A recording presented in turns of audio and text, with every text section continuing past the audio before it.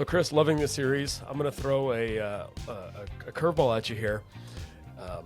Patient calls, flashes and floaters, right? So our mind immediately goes to retinal detachment.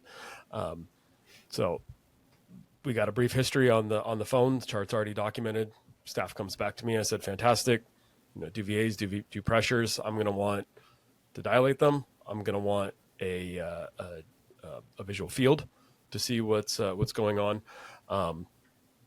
Depending on the patient and the history, I may want an OCT, but it ends up being a posterior visual detachment, right? We can't find anything. I do my DFE with scleral depression. I'm not finding any holes. It's a posterior visual detachment. We see these all the time.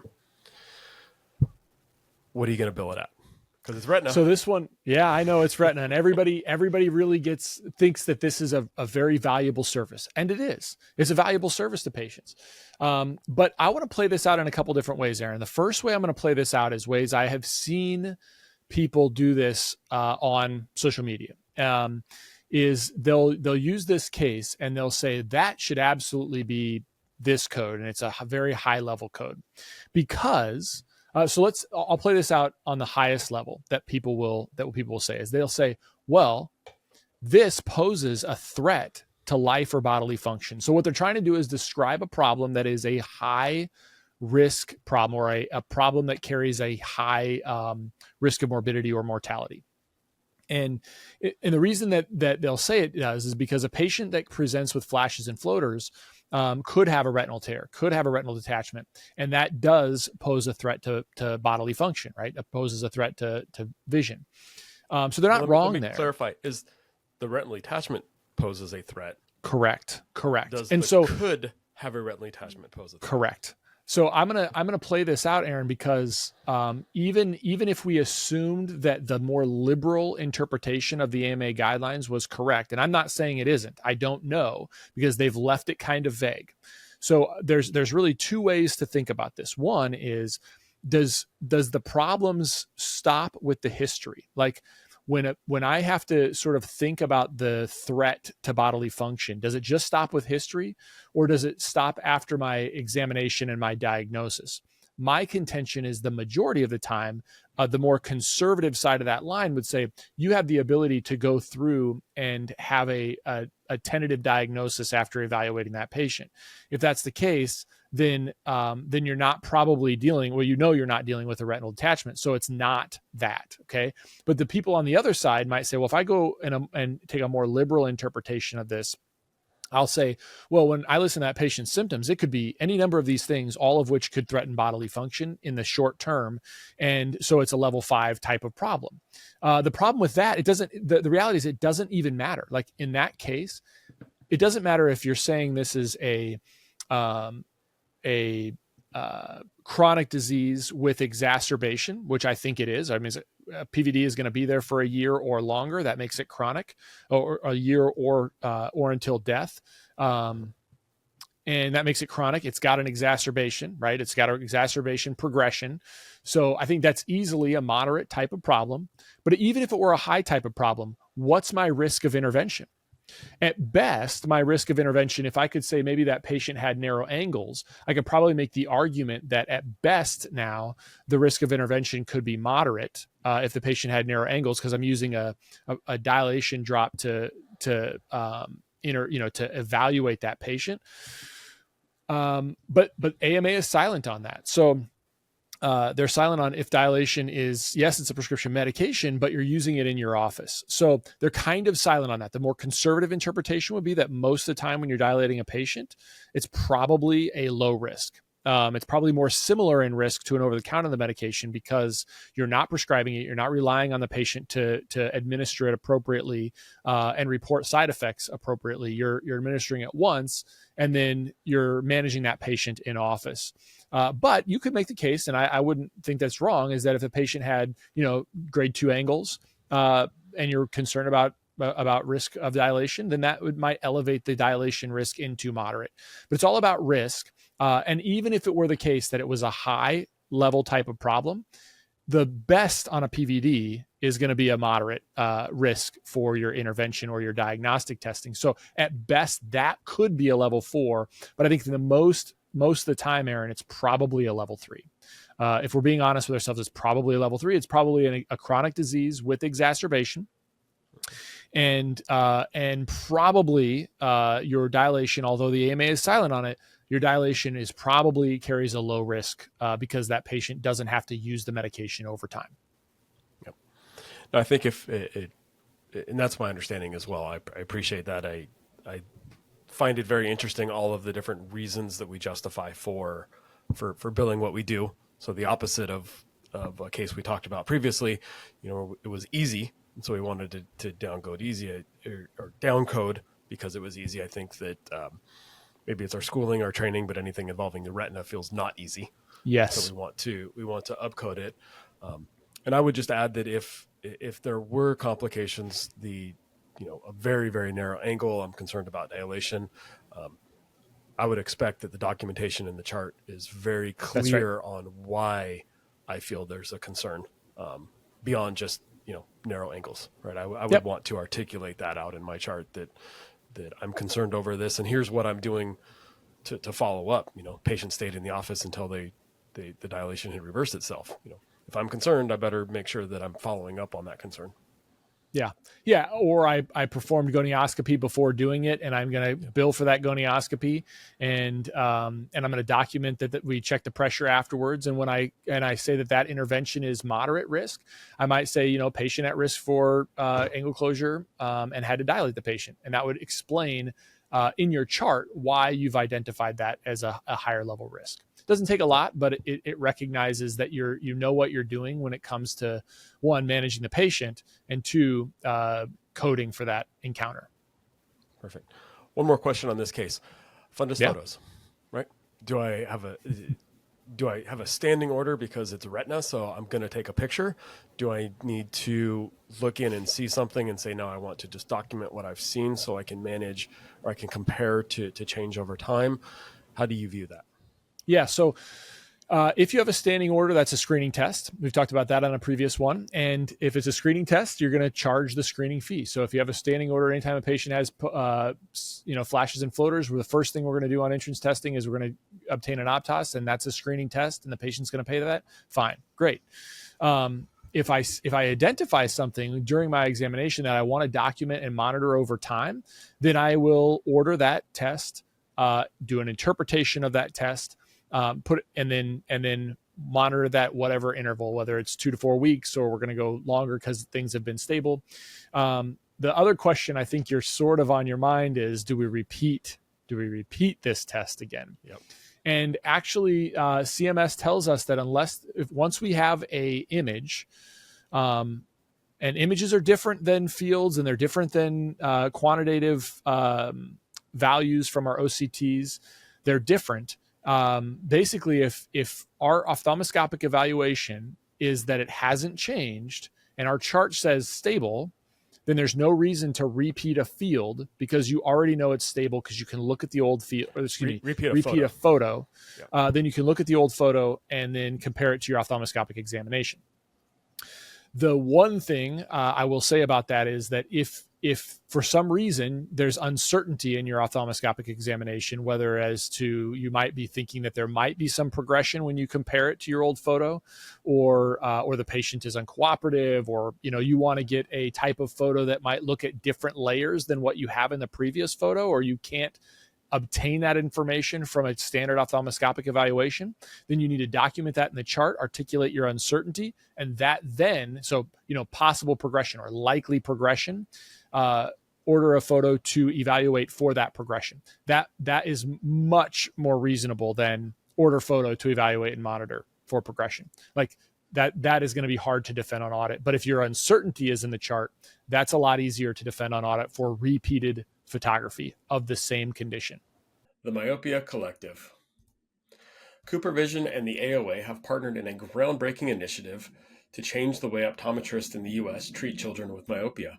The purpose of the Myopia Collective is to rally the profession of optometry and its allies to interrupt the status quo and elevate the new standard of care for children with myopia. Every individual is encouraged to become a member of the collective. By joining, you commit to taking action to help slow the progression of myopia in children. You'll receive updates and information about the collective and its work in the fight against myopia, gain access to educational opportunities and resources offered by the collective, and hear from change agents, the ambassador optometrists selected to serve as advocates for community and policy change that facilitates the mission of the collective. Scan the QR code or click on the link in the show notes to join the collective today. In the past, our focus revolved around prescribing MacuHealth or MacuHealth Plus to patients at risk of macular degeneration, while also recommending it to collegiate and professional athletes for enhanced contrast sensitivity in sports performance. However, this year's introduction of the Life Meter has been a game changer. The Life Meter revealed a concerning truth. Many of my patients have alarmingly low skin carotenoid levels, indicating potential deficiencies in essential body tissues like the retina and brain.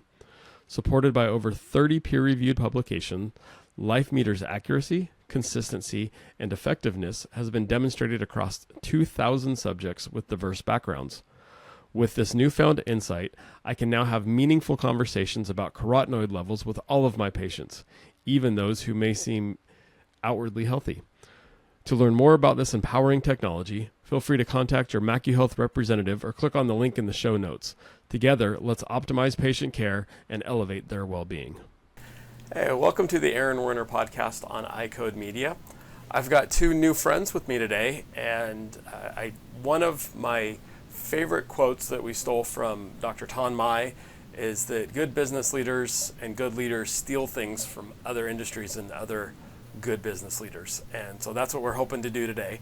I've got Jane and her mom Jillian on with us, and they have a business that I had never heard of until they reached out and said, let's chat. And so I'm really excited to learn about Jane's business, Card My Yard. But before we jump into that, Jane, can you introduce yourself and tell everybody, who you are, where you're from, what you're doing here? Yeah, so I am a high school student. I'm a junior at North Raleigh Christian Academy. I do tennis as my sport and for fun. Well, your name is Jane Utesch. Yeah, my name is Jane Utesch. Utesch. Yep. And so when you say a junior, Jane, you're not a junior in college. You're a junior in high school, right? Yes, I'm a junior in high school. Yes. All right. Which is important because I love young entrepreneurs, and facing entrepreneurship as an old 44-year-old guy like myself is a whole lot different than a 17-year-old. I was not doing what you were doing while you're doing it. My brother might have been when he was selling candy out of his backpack at school, but that's a little bit different than what you've got going on. So I think that's pretty cool that as a 17-year-old, you're looking at, how do I create a business for myself? How do I start myself off right? And when, my 17-year-old, well, my 18-year-old now is interested on what TikTok dances she's doing or what the T is at school. Right? Did I use that term properly? Right? The T is at school or her job working for somebody, but you're working for yourself, which is pretty cool. So tell us about this business, Card My Yard. I had not heard of it until you guys had reached out to me on LinkedIn. Yeah, so we have multiple different holidays. So like people order signs for different occasions. We mostly get happy birthday signs, and they like customize them, like the names, like the color birthday, the styles, and they give me like a general idea of what they want, and I get to like pick and choose what signs would look best, which I really like because I think it's fun like picking out all the signs and like putting them up and seeing how they look. I think it's really like rewarding. So I enjoy it. You're very particular about how the signs look. I'm very particular. We went on vacation for a week, and she had a girlfriend very kindly step in and what was your feeling about how she helped and did the signs for you? I appreciate it a lot that she helped, but Like, it wasn't to my standard. I don't know. Like, some of the signs, I was like, oh, that's crooked, or like, oh, whoa. But I feel like no one else would notice, but only me. And like some of the signs that she put up, I was like, ooh, I wouldn't have put that up. I would have done something else. But it turned out okay. So I love that you shared that, because as an optometrist who owns my own practice, it's really hard watching other people take care of my baby. And I'm sure your mom can relate to when you were a baby and the first time she left you with someone, even if it was family, right? It's really hard because they didn't change the diapers the right way. I promise you, right? They didn't rock you to sleep the right way, right? And so when you've got your baby now, you're and putting up these signs. And by the way, right, these aren't just small signs. So for everybody listening, if you go to cardmyyard.com /Raleigh, North Carolina, you're going to see these. These are ginormous, huge signs that you can't miss when you're driving by. Right? It's a big attention grabber and getter, and I can only imagine, coming home from school and being pleasantly embarrassed by this giant sign that somebody's put up to surprise you in your front yard. But it's your baby, right? It's a representation of you. Mm-hmm. Yeah. She started having anxiety before she even left for vacation. I often use the 3-day rule with vacation. There's a day before you go on vacation that you're preparing. There's the day that you're on vacation, and then there's the day that you come back and clean up everything. And she went through that exact process. She was fretting around the kitchen. How is she going to communicate with Jean, our virtual assistant, and how we confirmed her WhatsApp app works, and how we checked the tire pressure on her car. Does she need new windshield wipers? Is she going to get there on time? I mean, just tons and tons. And then at one point, I kept texting her. It was, I just shouldn't go. I just shouldn't go on vacation because she's not going to do it how I'll do it. And then, like the grandma, are you sure you'll watch my baby while I'm gone? I said, yes, Jane, we will work it just as hard, because she wouldn't have Wi-Fi. And that disconnect gave her just such anxiety that she had to be blind in a way from the and just kind of get feedback. And then when she got back, she goes, well, she didn't even do it right. The signs were not how I would have done it. And she didn't even finish the job. She put the sign graphics back away and they weren't clean. She didn't wipe them off. The little stakes weren't straightened out. I mean, she just didn't do it. It wasn't done how I would have done it. And I just sat back and was like, who is this person? And thank you, world, for creating this opportunity for her to be developed. Because 6 months ago, if I had said the same thing about her and her dishwashing skills or her bed making skills, it's just the pillows aren't just that, they don't have that crease in the middle like how I would have done it, she'd have been like, you're being ridiculous. So I kept texting her. Kept texting her like over and over again, like the same stuff. Like I would be like, are you gonna do this? Like you have to do this when I'm gone, like blah, blah, blah. And she was like, yeah, you already told me. You already told me like a day ago. So I had to like triple check everything. And then the very last day, her friend comes in and her hair, and granted we have humidity here in the South, which is not kind to anyone. She comes in and humidity had taken its toll on her hair, and her shirt's kind of hanging off her shoulder, and like she's got dirt up the back of her shirt. I'm like, what happened? Were you like sliding into home base? Like what happened? She goes, I can't do this. I can never do this again. This is so much work. Let me tell you. I slid down a pine straw hill like 3 times. The kids across the street were watching me. They were laughing the entire time. And I just waved the sign in the air. You have no idea what I'm going through. It was funny to see her friends' experience through it as well, and to her newfound respect for Jane, how she manages it. And I just thought to myself, oh, honey, you have no idea. Like, you don't deal with the customer text during the day, upset that we don't have purple or fuchsia or whatever PMS shade they've selected that's not in our inventory. And Jane's between classes trying to reply back, and she's like, what do I tell her? It's purple, not fuchsia. They're the same. Well, to her and for her party, purple and fuchsia are not the same. So we have to empathize. We hear what you're saying. We understand why this is important to you. However, we don't have that color. Here's what we have. So it definitely has offered, I thought it would be a good learning experience, but it has been an even bigger learning experience than I thought. I'm smiling because I've gone through this and still go through this, Jane, and I help young doctors start practice cold and start their businesses cold, right? And everything you are experiencing is 100% normal, and it's what every business person, I don't care how old they are, goes through. And if they tell you they don't, they're lying, right? I'll also say, go back and watch this clip, because I'm pretty sure that the look you gave your mom when she was talking about you putting the dishes away and loading the dishwasher was the same look your friend gave you when you were telling her that she didn't quite do everything just right. So that was classic. So Jane, I want you to talk through, and this might sound a little simple, but I think it's important for all of us to hear, especially coming out of the mouth of a 17-year-old.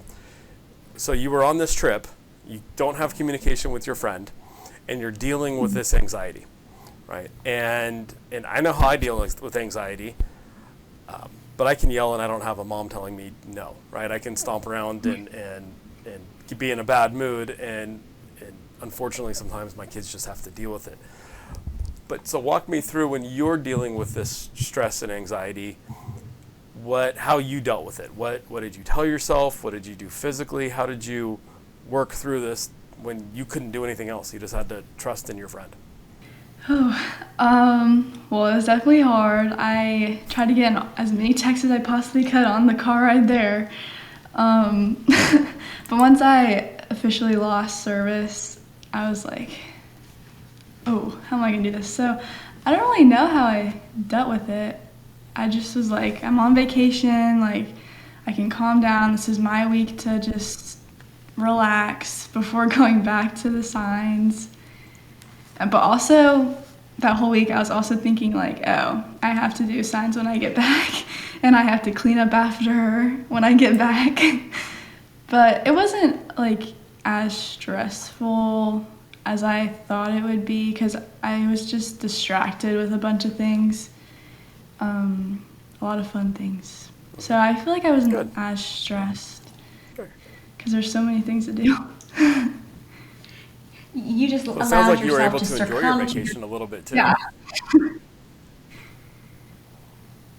Yeah. Good. Yeah. Well, that's important, and I know a lot of business owners who aren't good at enjoying their time off. So, yeah, your mom said there was the 3-day rule, right? The before, then during, and then catching up afterwards. I like to say that no good vacation goes unpunished. Mm-mm. So let me ask you this, Jane. So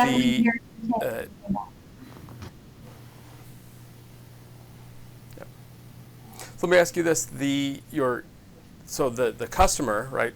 You, when you looked at the sign, said it wasn't up to how you would have done it, right? It wasn't as perfect as you would have made it. What was the customer's experience with your company? They loved it. Were they happy? They gave you a 5-star Google review. They said how cute it was. But I think she was still so sunken in herself that it was not to her standard, that she couldn't even hear the feedback from the customer. Like usually I think the sign that she did, there was like a divot in the grass. So the sign went like in a divot kind of way. And usually I would try to make it as straight as possible, like move the sign up the stake a little bit, like try to make it as straight as possible. That's just something I would have changed. But I don't really know about the reviews, I think. They were all thrilled. I think it's like all things. We critique ourselves so much harder than those around us critique us, because we know what our optimum potential is. And Jane has started to have that eye with her cards. And to the average eye, we even had one that had a letter misplaced. And I just, in the frantic of it all, I missed it.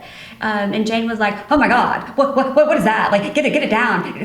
Erase it from the internet. Like, don't let anybody see it." So she definitely had a very mama bear feeling about it. It's fun when we have high expectations for ourselves, but I think that's an important learning growth that every business owner goes through, right? That sometimes even when we see imperfections, right, the quality in the service and the product that we deliver often it meets or exceeds expectations of the people that we're serving. Nice.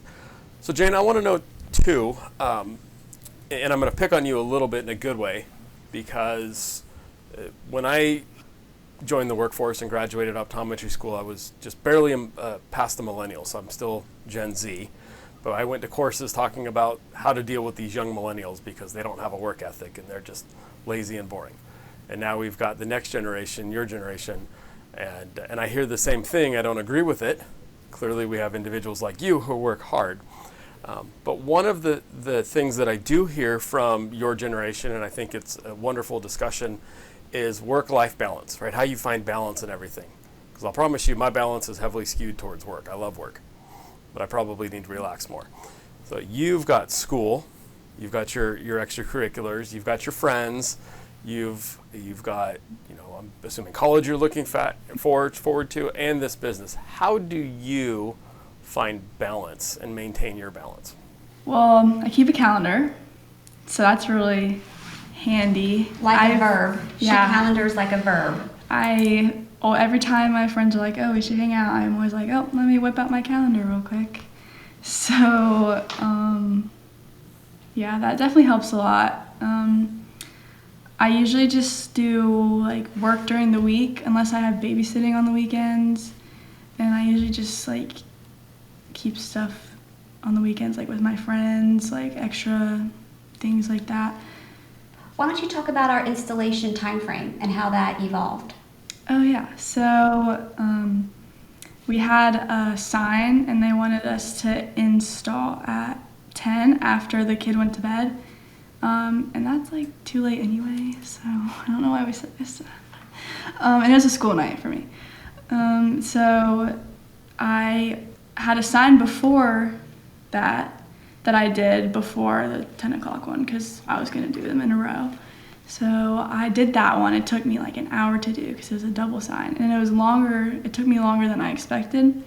And I was all like in a tizzy, I guess, because I don't like being behind or late. So I ended up leaving my mallet at the other house, which is really important for my installs because most of the grounds are rock hard.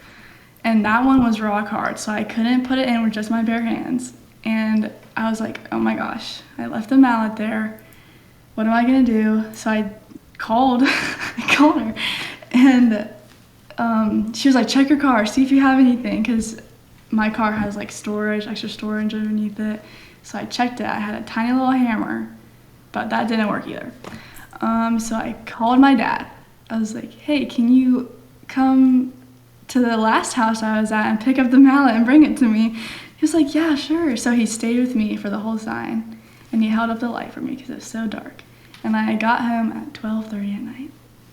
And you learned that you let your hysteria get ahead of you, Yeah. and it created even more problems. And I always check behind me for my mallet. I never forget my mallet. It's You could also share about I don't know if you've heard of Jonathan Haidt.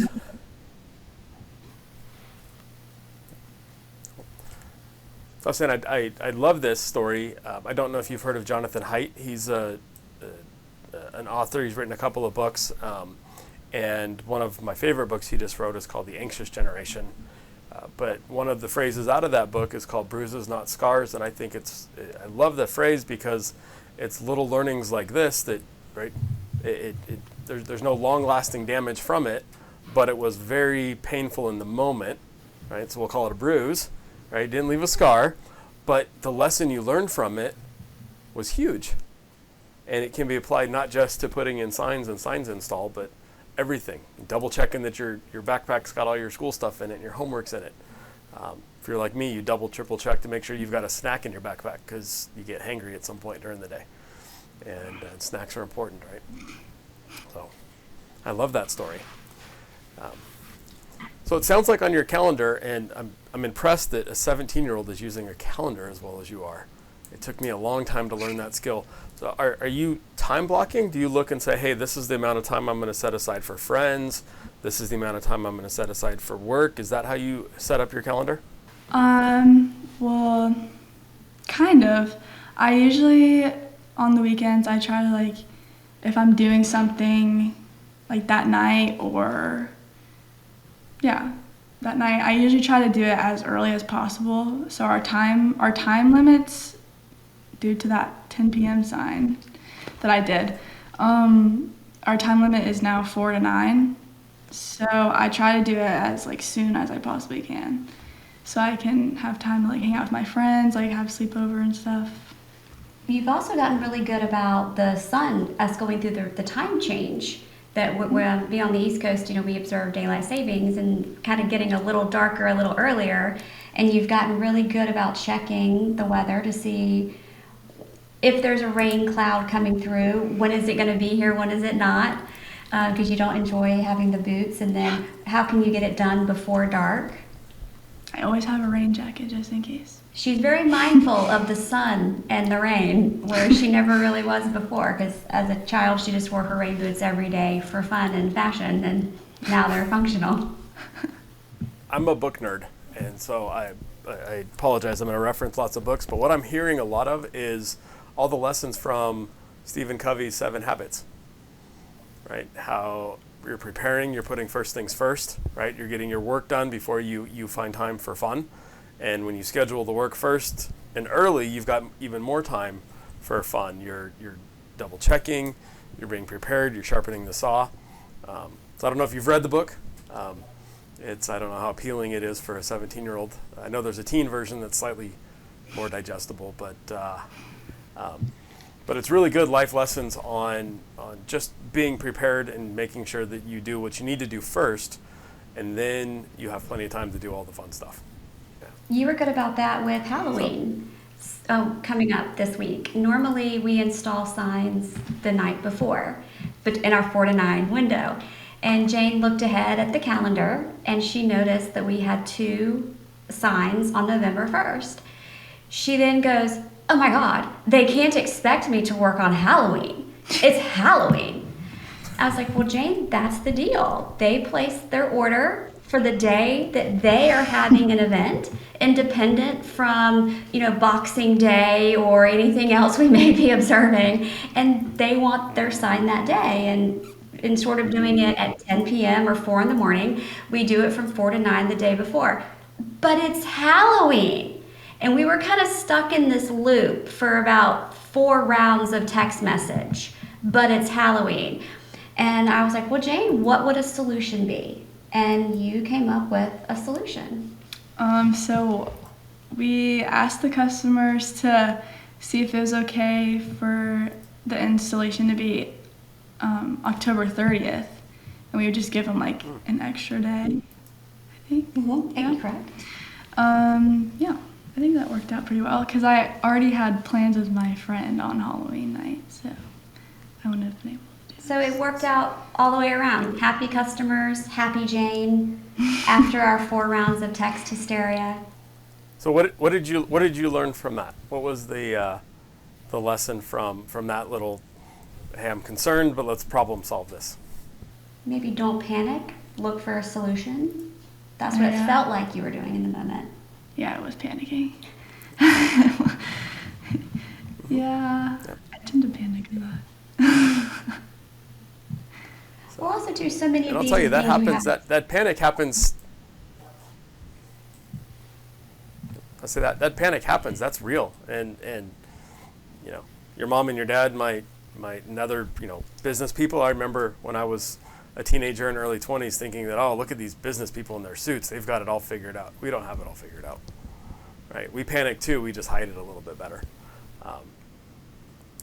But I think it's good to learn, and listening to your story. My takeaway was just remembering that communication is important, right? And not having just assumptions.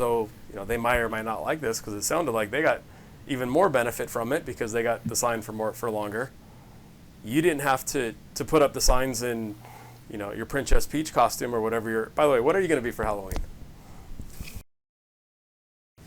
Oh, I'm gonna be a Statue of Liberty, and my boyfriend's gonna be a tourist. What does he even wear awesome. as a tourist?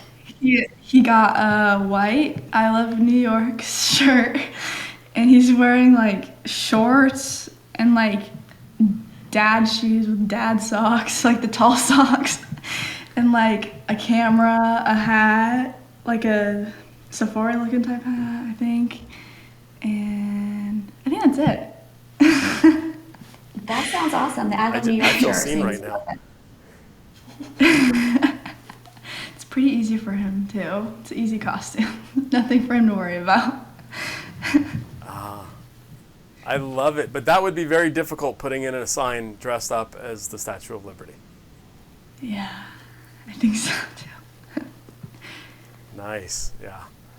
Oh, well, I'm just glad you didn't say he's dressing up as like a 90s person, because that would have really hurt. Right? Or an 80s. Those costumes are killing me. That's what I wore regular, not as a costume. So, very cool. So Jane, walk me through when you decided to start this business, because the idea of starting a business is really cool and exciting. But then you got to do the hard stuff that isn't quite so fun and exciting. So walk me through what some of that non-fun stuff was, setting up the company, starting the business, what that all looks like. Well, my first job before this was I worked at Subway. Wasn't really the right fit for me, and I realized, this is not gonna get me a car or get into college, or like I need something that's like stable, that's brings more income to me. So we saw an ad on Facebook, and someone was selling the Card My Yard franchise, and she saw it and was like, "You should do this. This is perfect for you. You just put cards in people's yards. It looks fun." And I was like, "Okay." So we bought that, and yeah. Well, we kind of talked through what would be workable and scalable. I was skeptical at first. I was like, I don't really want to do that. But once I heard the logistics of it, what's benefiting me, I was like, yeah, this sounds good. And once I started getting into it, I was like, this is fun. I could do this. I knew it was a solid fit when you started taking pride in your signs. Even before she was critiquing her friend for the signs on her vacation, Jane has always had a very strong artistic side. I couldn't paint graffiti if my next meal depended on it, but Jane just has a very good artistic eye, and I thought it would be a good fit for her. And at first she wasn't really on board because it was hard work to get the signs out of the garage off the hooks and into the car and then into the ground with the mallet and the rain and sliding down the hills. But then once you saw your art, you were hooked. You loved the, instant gratification of seeing. The first struggle was we got these racks to hang all of our signs up. That was a struggle for my dad because he couldn't even put them together. It took him like a whole day. And I had to be there and help support him mentally. And putting, we had so many signs. There's 2,100 signs, and I had to hang them up all by myself with little help. All of those up on the 4 racks that we have. And that took me 3 days. It took me forever because I was like, I can't do this. It's so boring.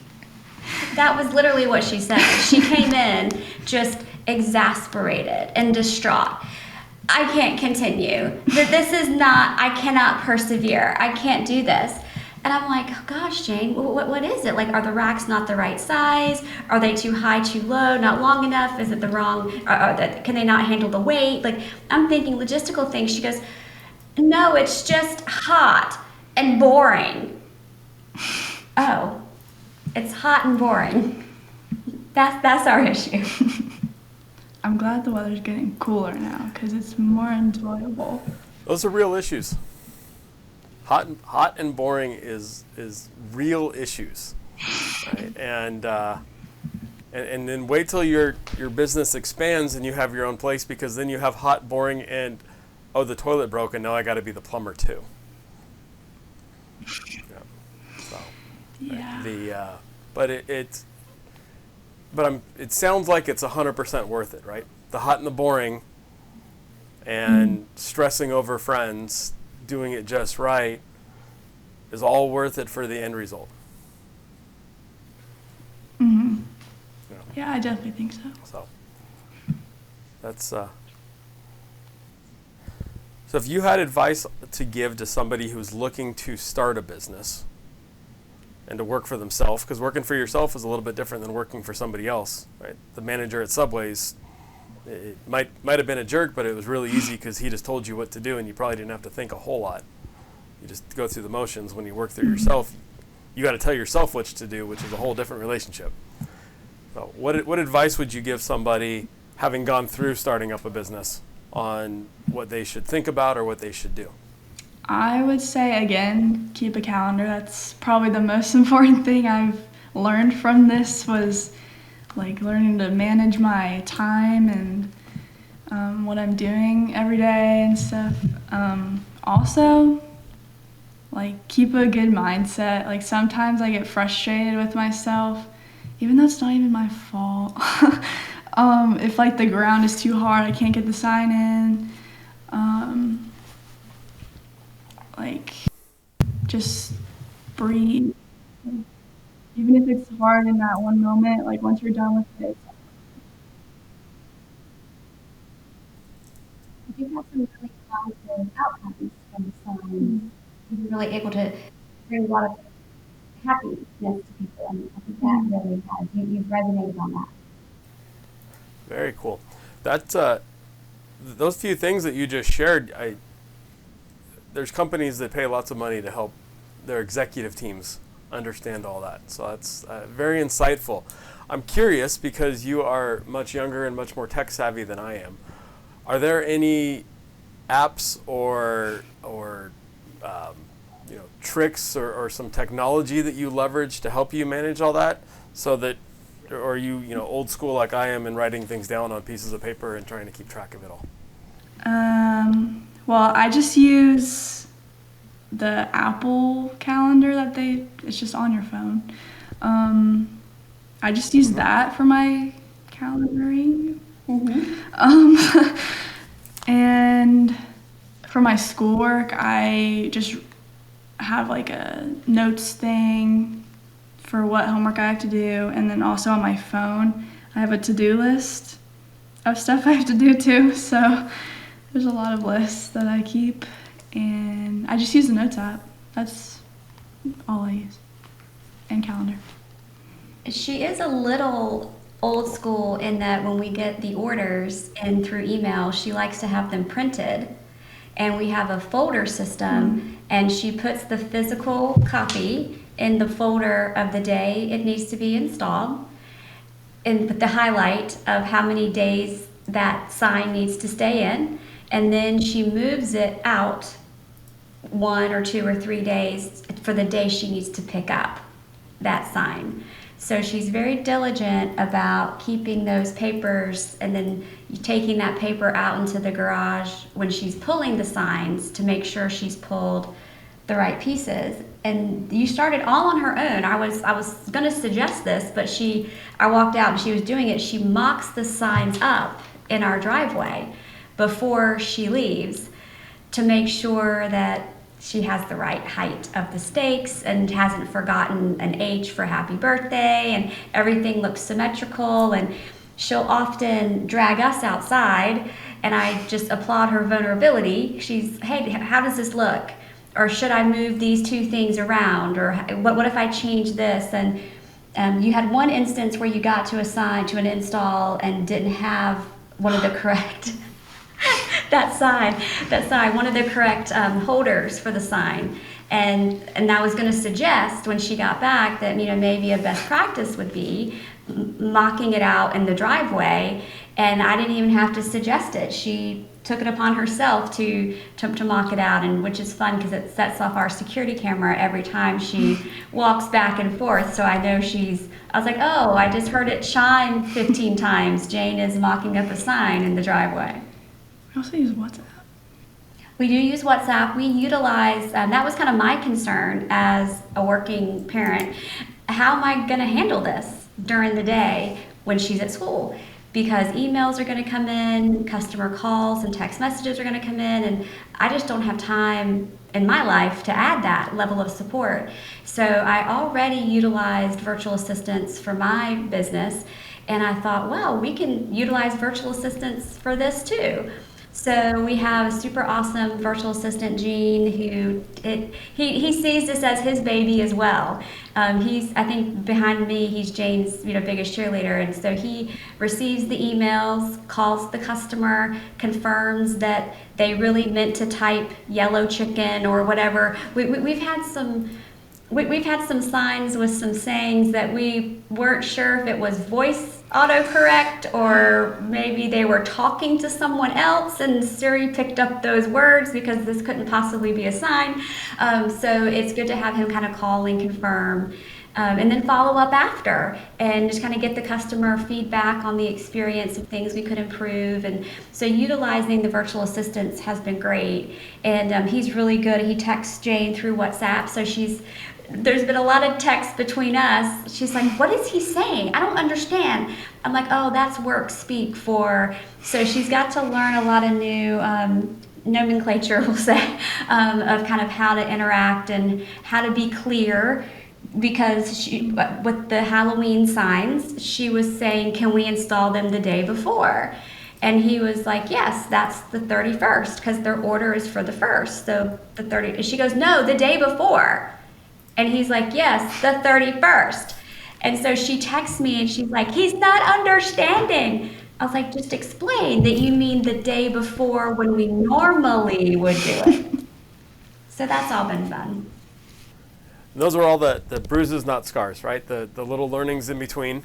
And it makes me feel really good going back to the apps you described, because I open the App Store on my phone and I see all these different crazy apps and I get overwhelmed that I'm either missing something or what's going on. So I appreciate that the tried and true systems, still are tried and true. And I think that there's appropriate places for technology and advancements. The Apple Calendar is fantastic. I use the same thing, but I definitely like my notes.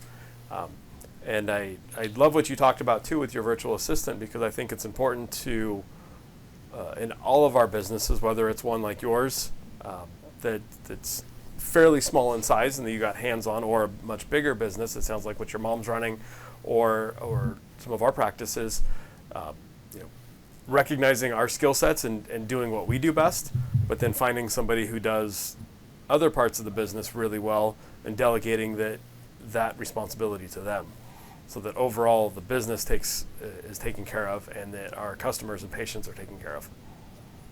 Well, you probably don't call your customers patients. I do. So, very cool. Well, Jillian and Jane, this has been fun. What other parting thoughts before Jane, I ask you to share a pitch with us about your business? So if anybody's in Raleigh, I want to make sure they know who you are. Before we get to that, what other thoughts or comments did you think, hey, I want to make sure that I share this when we jump on with Aaron?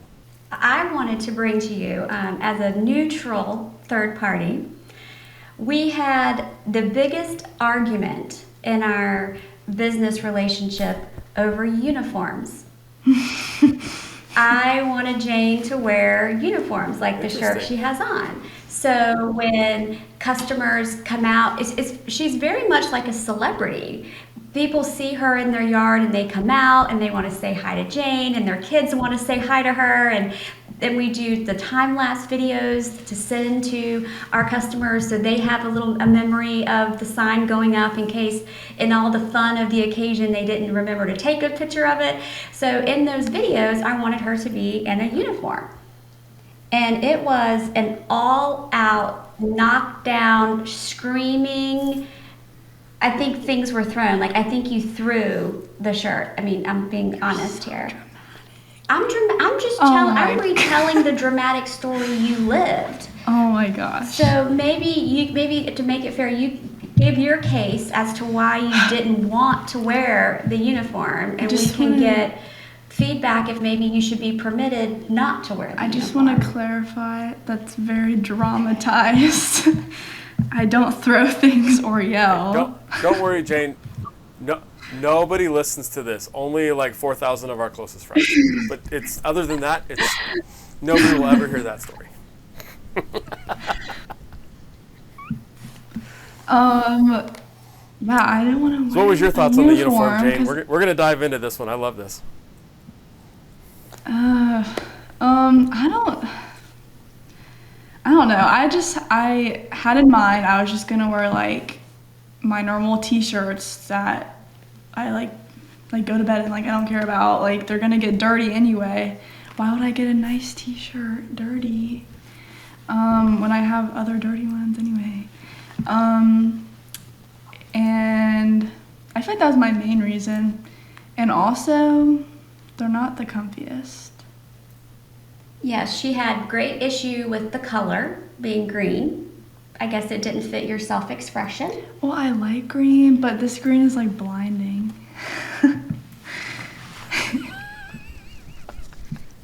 I think a lot of professionals probably deal with this. They're having to wear their scrubs or their uniform in their company colors, and it doesn't fit their personal expression. Or she even came down to, I think you said the seams itched. I mean, I was impressed with the level of protest she could continue. The fabric was too hot. Jane, it's cotton. It's 100% cotton. That's what we've been wearing as t-shirts forever, and everyone else is okay with it. The seams are serged like normal shirts. There's not like barbed wire in them or something. And then the logo was too big. The logo, it's just too big on my little butterfly body. It's just too big. And so we finally, I don't know how you relented. Oh yes, I threatened. I said, if you won't wear the uniform, I will sell the business to someone who will. And then you can find a new way, because her whole goal has been to pay for nursing school. And I said, so then you can find a new way to pay for nursing school. The next day, she came downstairs with little Disney birds following behind her, chirping, with her Card My Yard shirt on, and I haven't had an issue since.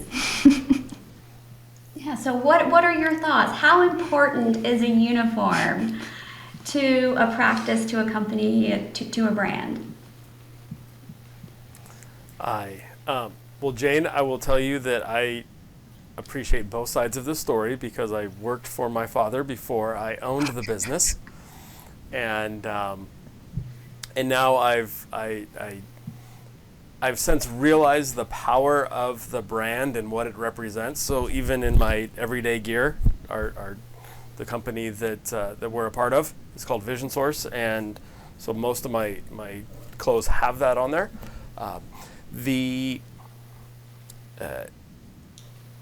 Somebody once explained it to me like this, that Disneyland wouldn't be Disneyland without the cast members and character. And I assure you that on a hot day in Anaheim, California, or certainly down in Orlando, Florida with the humidity on the summer, I'm pretty sure those people don't want to be wearing the stuff they're making them wear. I don't want to be wearing what I'm wearing because it's too hot and it's shorts and a t-shirt, let alone the nonsense they have to wear, right? But that's part of the magic that me as a consumer, me as a guest at Disneyland appreciates. That's where the pixie dust comes from, right? Is all the little details, and so I have learned to not only appreciate but welcome the importance of the brand and the story that it's telling to the customers, because it's no longer about me, it's about them, and I want them to have that right experience. But I'm smiling and laughing while I'm hearing this because at the beginning of COVID, my now 21-year-old son worked for us. He was in high school, and I thought I paid him pretty good. His job was just to constantly be cleaning the office when that stage in COVID when everything was, clean. And he quit. He quit on me. And I said, "Why did you quit? I am paying you really well, much better than you get anywhere else." And he said, "Well, you're a jerk, Dad. You make me wear pants." I said, "This is a doctor's office. You can't wear shorts." And he says, "Nobody wants to wear pants, Dad. And then I have to wear a polo or scrubs. This is stupid. I just want to wear shorts and a t-shirt." Now he left. He went to a different job. He is now back, and he's going to be laughing because he's the one editing these podcasts, so he'll listen to this story. But now he's back. He proudly wears scrubs. We're going to an educational function, and he said, "Hey, Dad, what do I need to wear? I want to make sure that I look good and I look right for this." So we've all gone through this journey, and I'm smiling hearing the story, and I'm sure that others listening to this is going to smile too, because polo shirts and Vision Store shirts and Card My Yard shirts, right? They're not what we would wear to go hang out with our friends at Starbucks or wherever we're going. Right? And I definitely hear it from my team when I have them wear stuff. Although scrubs are a little bit easier, they're a little more comfortable. I don't think the seams are horrible, but this made me smile. I appreciate you sharing that. I was saying, if you'd asked me before we started this, what are 3 concerns that you have, or what are 3 things that you think are going to be obstacles starting a business with your child? Never would I have said uniforms, not once, and it was the biggest. Clothes are important, right, Jane? Right. Mm-hmm. It's you got to look good, you got to feel good, you got to feel good in what you look at. Yep. No, I appreciate that story because it's at the end of the day, businesses, as big as they are and as cool things, it's always the small things that make us or break us. Well, Jane, pitch us, tell us exactly where to find you, how to get a hold of you, and everything about Card My Yard Raleigh. So you can find us on Facebook at Card My Yard Raleigh. Mostly all of our social media is Card My Yard Raleigh. What do we have? I know we have Facebook. Do we have Instagram? We do. We also have your website, janeutesch.com. Oh yeah, my website. What else do we have? I don't really know what we have.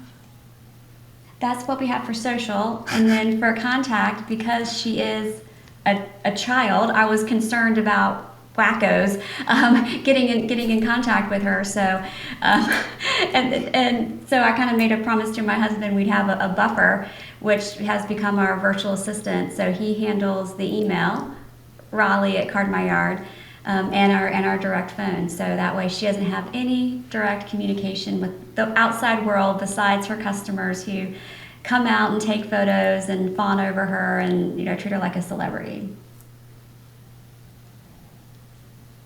As they should. So perfect. And for those listening, I will, if you didn't jot down the socials and the email addresses, we'll have links to those in the show notes. So feel free to link down in there.